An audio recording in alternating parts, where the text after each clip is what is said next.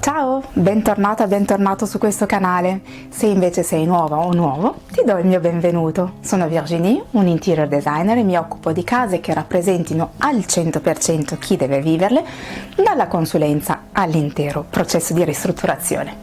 In questo canale affronterò il tema casa, cercando di darti suggerimenti utili affinché tu possa avere la casa dei tuoi sogni, una casa che ti rappresenti nel profondo e dove ti sentirai sempre a tuo agio.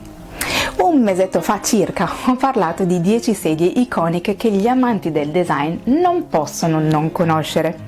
Oggi, sempre in abito elementi di design, ti vorrei parlare di 10 lampade che hanno fatto la storia. Prima di cominciare, se ami tutto quello che riguarda l'argomento casa, ricordati di iscriverti al mio canale per avere altre informazioni su questo tema. Metti un bel like al video e partiamo!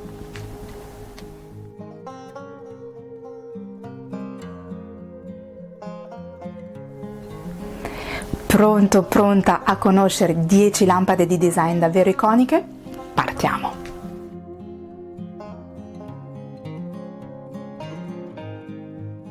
Progettata dai fratelli Achille e Pier Giacomo Castiglioni nel 1962 per Floss.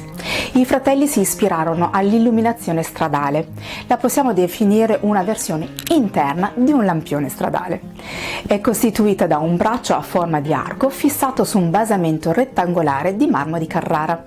Al braccio telescopico e regolabile in acciaio è attaccato un paralume a cupola in alluminio bianco, cromato esternamente, che resta distante fino a 2 metri dalla base, lasciando lo spazio per sedie e tavoli. Il foro presente sul basamento è stato pensato per poterci infilare un bastone o un manico di scopa per poter spostare la lampada, calcolando che senza basamento pesa comunque più di 45 kg. Nella sua perfetta semplicità è un pezzo che può adattarsi ad ogni tipo di arredamento. In un ambiente rustico dà un'impronta di carattere senza snaturare lo stile. Fa parte delle collezioni permanenti del Triennale Design Museum di Milano e del MoMA di New York. È uno degli oggetti di design più ammirati nel dopoguerra e la si ritrova spessissimo in riviste e anche programmi televisivi e scenografie di film, come nel film di 007 Una cascata di diamanti. Curiosità: si tratta inoltre del primo oggetto di disegno industriale a cui viene riconosciuto la tutela del diritto d'autore al pari di un'opera d'arte.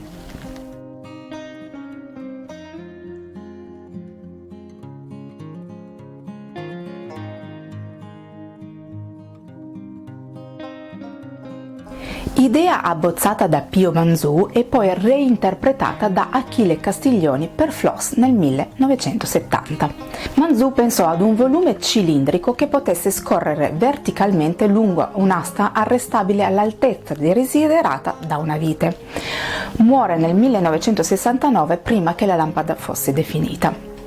Castiglioni sostituì l'asta rigida con un cavo metallico ancorato a pavimento e a soffitto e modificò il bloccaggio del cilindro con una deviazione del cavo che facesse da attrito. Questo sistema è stato poi perfezionato con un tenditore e alleggerito facendo scomparire il cilindro.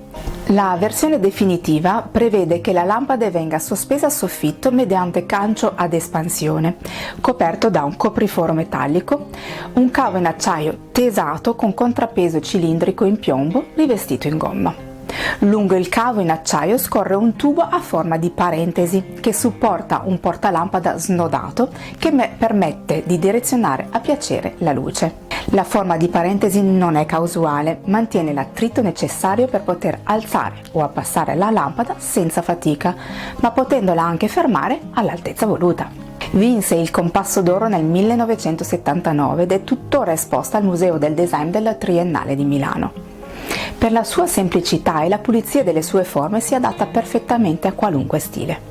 Curiosità anche qui, il sistema semplice e geniale fu presentato al pubblico in una confezione con coperchio trasparente stampata e sagomata in base alla linea della parentesi metallica e dotata di maniglie per un agevole trasporto.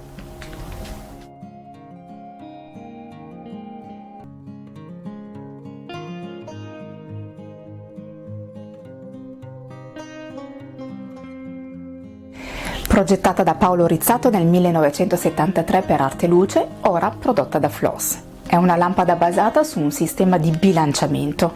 Il braccio in acciaio orientabile di ben 2 metri al lato opposto del riflettore in acciaio ha un cono in ghisa. Semplice e moderna, dallo stile essenziale, si adatta però ad ogni ambiente. È stata progettata per creare l'atmosfera giusta in ogni ambiente. Genera infatti una luce diffusa e calda. Essendo orientabile la si può indirizzare dove ce n'è più bisogno, rendendo questa luce davvero dinamica.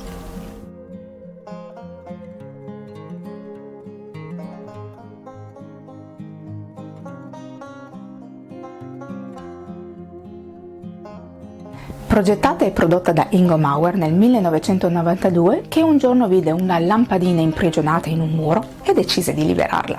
Di fatto è una lampadina con le ali, sorretta da un semplicissimo filo di rame e un cavo elettrico rosso. Le ali sono realizzate in piuma d'oca, lavorate a mano. Il nome Lucellino nasce dalla crasi delle parole luce e uccellino. Esistono anche le versioni da tavolo e da soffitto, con anche più di una lampadina alata.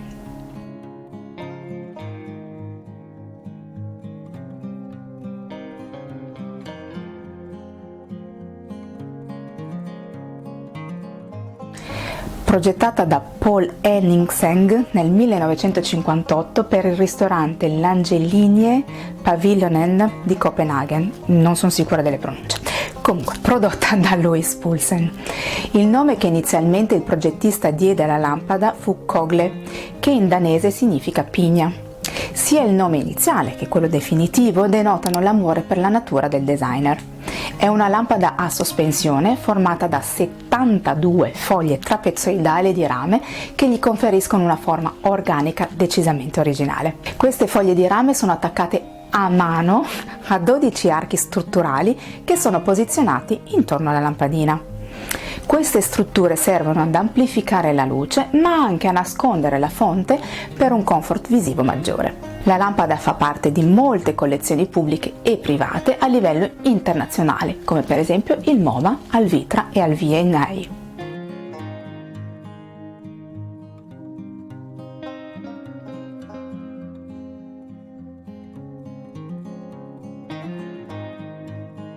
Progettata e prodotta da Ingo Mauer nel 1997. Al portalampada centrale sono fissate delle astine metalliche a cui sono attaccati dei semplicissimi foglietti di carta giapponesi. I fogli sono 80, 31 prestampati e 49 bianche, personalizzabili con un disegno o un pensiero, facendo diventare questa lampada assolutamente unica, originale e creativa. Si possono anche comprare dei foglietti di ricambio per una lampada sempre nuova. Piccola curiosità, esistono delle edizioni limitate come la Bang Boom fatta con i fumetti di Thilo Rothacker, oppure Viva l'Italia con poesie e immagini del bel paese.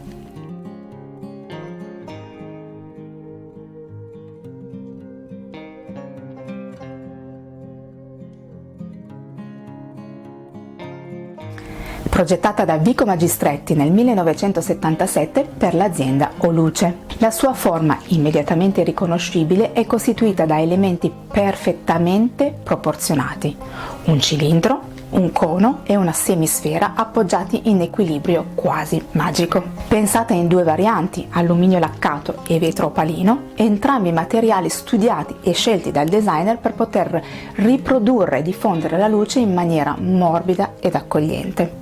Per entrambi questi materiali ci sono 3 tipologie di grandezza. Oggi è possibile avere il corpo in metallo e il diffusore in vetro di Murano. Vincitrice del Compasso d'Oro nel 1979, è entrata a far parte delle collezioni permanenti dei più importanti musei.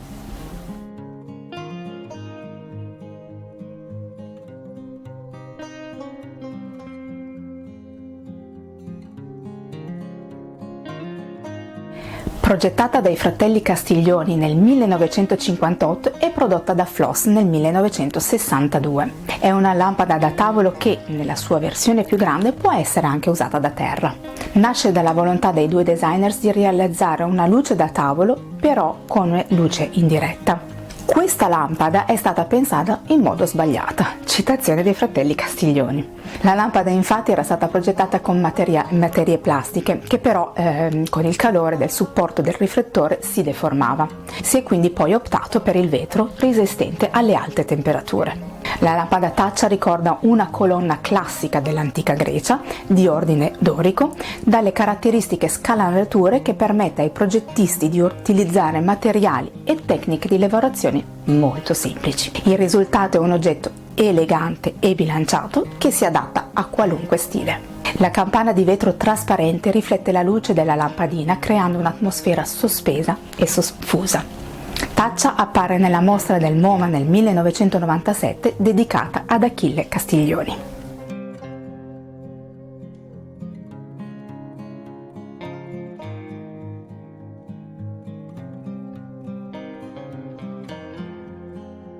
Progettata dai fratelli Castiglioni nel 1967 per Floss. È una lampada a luce diretta con riflettore in metallo verniciato e base in marmo bianco. L'idea di base è quella di creare un oggetto divertente che si adattasse a tutte le esigenze e tutti gli ambienti. La sua forma ricorda il musetto del simpatico cagnolino Snoopy creato dal fumettista Charles Schulz. Il riflettore in metallo sembra un volume non equilibrato rispetto al supporto. In realtà è molto stabile, grazie alla corretta distribuzione del peso della base compensato dalla spessa lastra in cristallo.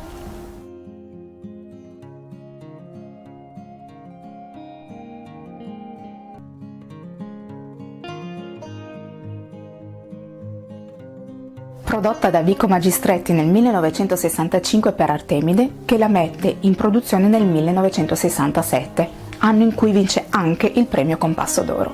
Magistretti si rifà alla lanterna semicieca di Jean Valjean, presente nel romanzo I Miserabili di Victor Hugo, trasformandola in una lampada da lettura. La potremmo definire una luce dimmerabile, perché grazie alla sua calotta interna che si muove si può modificare l'effetto della luce aumentandone o diminuendole la quantità. Si può arrivare ad oscurare la lampadina, proprio come un'eclissi di luna. Eclisse è presente nella collezione permanente del MoMA di New York dal 1972 e questa ho la fortuna di averla e quindi te la voglio proprio far vedere e presentare dal vivo. Mi è stata regalata da una tra le mie più grandi amiche, è un architetto ma anche un artista, dipinge dei quadri che io trovo molto belli. Ti lascio il link al suo canale Instagram se vorrai dare un'occhiata. Allora, ecco come funziona Eclissi. Aspetta che non vorrei mai... Allora, la lampadina non è delle migliori, però vabbè, insomma, così vedi come funziona. Così è al suo massimo e poi appunto, girando la calotta, puoi dimmerare il quantitativo di luce fino ad oscurarla del tutto. Ti piace?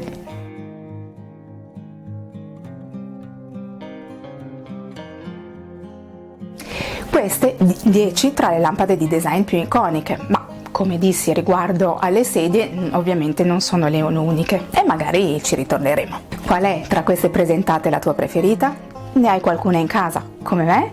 Fammelo sapere nei commenti. Spero che questo video ti sia stato utile e ti sia piaciuto. Nel caso fammelo sapere con un bel like. Se poi vorrai condividerlo con qualcuno a cui pensi possa interessare, ne sarò onorata e mi aiuterà a far crescere il canale. Se non l'hai ancora fatto, ricordati di iscriverti al canale e di attivare la campanella, così non ti perderai i prossimi video. A presto, ciao!